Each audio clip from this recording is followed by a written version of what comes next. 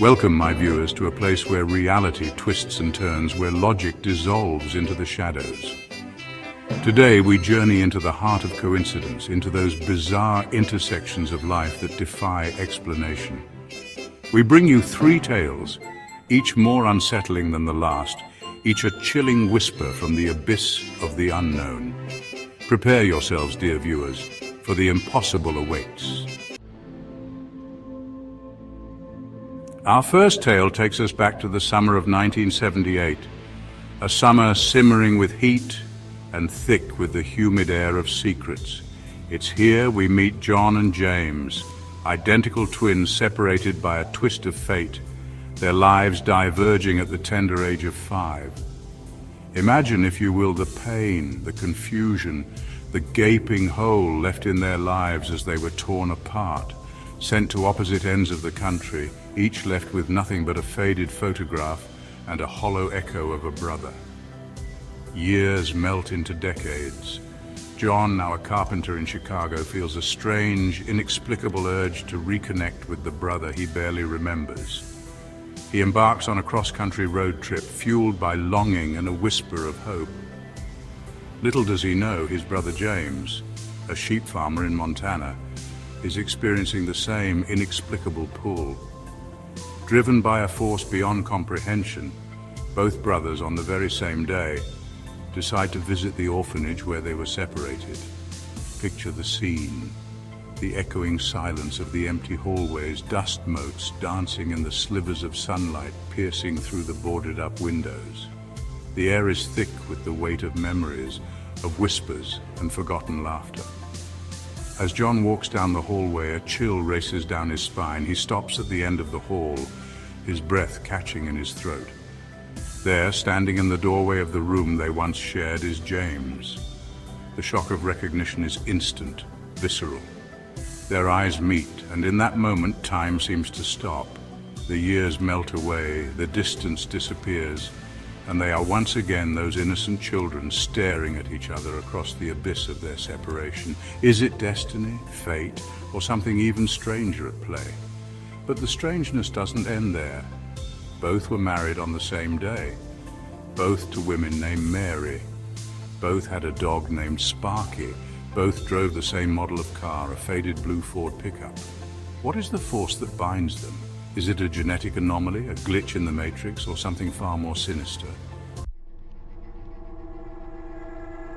Our second tale takes us across the world to the bustling streets of Tokyo, where amidst the neon lights and throngs of people, a young woman named Hannah lives a life of quiet routine. A librarian by day, she spends her evenings lost in the pages of dusty novels, finding solace in the fantastical worlds they hold. One day she stumbles upon a discarded book, its cover torn, its pages yellowed with age. It's a first edition of Wuthering Heights, a classic she's always adored. As she opens the book, a faded inscription on the inside cover catches her eye. It's a name scrawled in elegant handwriting. "To my dearest Emily, may this story always remind you of our love. Yours eternally, William." The inscription sends shivers down her spine. Emily is her name, a fact known only to a handful of close friends and family. Intrigued, Hannah can't shake off the unsettling feeling that she's stumbled upon something significant.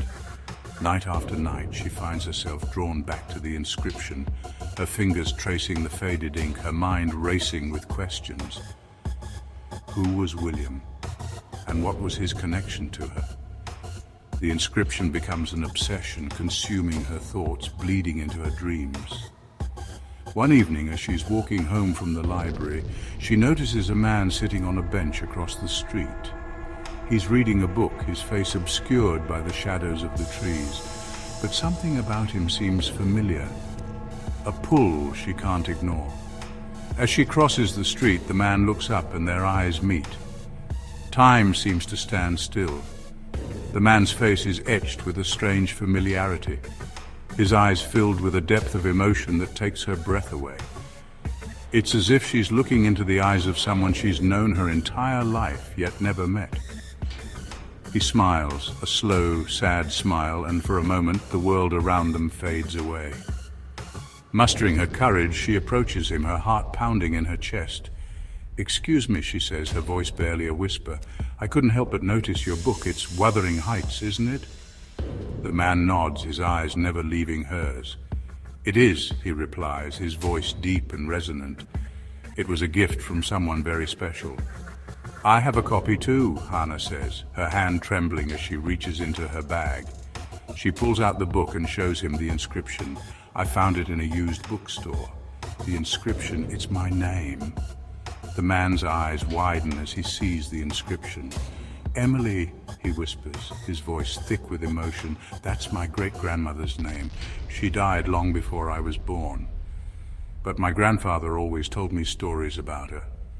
He said she was madly in love with a man named William, but they were torn apart by their families. The pieces of the puzzle are falling into place, but the bigger picture remains shrouded in mystery."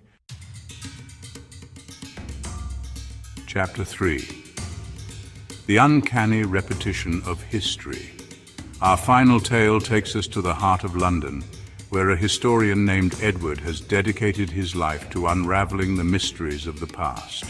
Surrounded by towering bookshelves and the musty scent of old parchment, he pores over ancient texts, searching for clues to forgotten civilizations and lost worlds.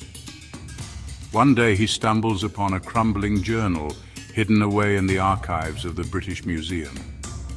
The journal, written in a spidery hand, chronicles the life of a 17th century merchant named Thomas, a man who lived a life remarkably similar to Edward's own.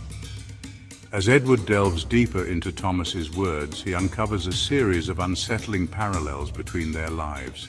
Both men were orphaned at a young age, both excelled in their studies, and both harbored a lifelong fascination with history. But the similarities don't end there. As Edward reads on, he discovers that Thomas experienced a series of events that mirror his own life with chilling accuracy. Both men fell in love with women named Elizabeth, both lost their fathers in tragic accidents, and both narrowly escaped death in freak carriage accidents. It's as if Edward is reading a premonition of his own life, a blueprint of his destiny. Driven by an insatiable curiosity, Edward becomes obsessed with Thomas's journal. He spends every waking moment retracing Thomas's footsteps, visiting the places he frequented, and researching the people he knew. The more he learns about Thomas, the more unsettled he becomes. It's as if their lives are running on parallel tracks, separated by centuries, yet bound together by an invisible thread. One evening, as Edward is walking home from the library, he feels an overwhelming sense of dread. He can't shake off the feeling that he's being watched, that something is amiss. As he turns a corner, he sees a shadowy figure standing in the doorway of a darkened alleyway. The figure raises its hand, and Edward sees a flash of metal. In a split second, time seems to slow down. Edward instinctively raises his arm to protect himself, and the figure lunges, plunging a dagger towards his chest. Edward cries out in pain as the dagger pierces his flesh, and then everything goes black. When Edward regains consciousness, he's lying in a hospital bed. The doctor tells him he's lucky to be alive. The dagger narrowly missed his heart. As Edward recovers from his injuries, he can't shake off the chilling feeling that his attack was no coincidence. It's as if someone or something is trying to prevent him from uncovering the truth about Thomas's life and his connection to his own. Determined to get to the bottom of the mystery, Edward continues his research. He discovers that Thomas met an untimely end, murdered under mysterious circumstances. The uncanny repetition of history has woven a tangled web of mystery, and Edward is determined to unravel it, even if it means confronting the darkest secrets of the past. And so we reach the end of our journey into the heart of coincidence. 3 tales that defy explanation, 3 glimpses into the unsettling reality that perhaps, just perhaps, we are not in control of our own destinies. Thank you for joining me on this exploration of the unknown. If you found these tales as unsettling as I did, be sure to give this video a thumbs up and subscribe to my channel for more explorations into the darkest corners of our world. Until next time, sleep tight and remember the truth is out there, lurking in the shadows, waiting to be discovered.